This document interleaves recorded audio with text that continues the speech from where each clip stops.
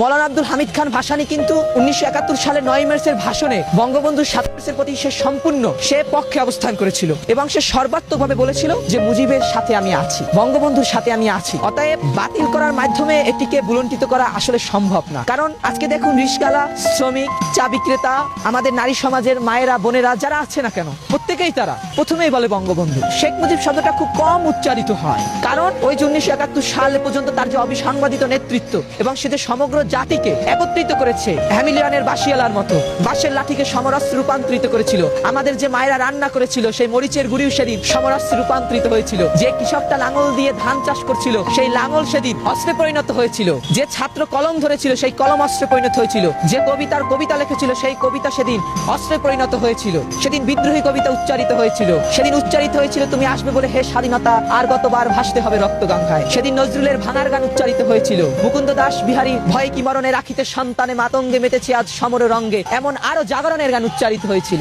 আজকে সেই উচ্চারণের পথে আমরা আবার আমাদের উচ্চারিত করতে হবে।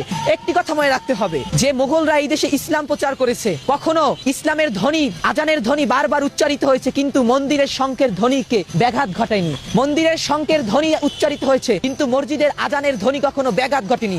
হিন্দু, মুসলমান, বৌদ্ধ, খ্রিস্টান সকলে সাম্প্রদায়িক সম্প্রীতির মাধ্যমে একটি সকলের আবাসযোগ্য বাসভূমিতে রূপান্তরিত করেছে। অতএব সেই বাসযোগ্য ভূমি কখনোই পরাজিত শক্তির হাতে বুলন্ডিত হবে না এবং হয়নি।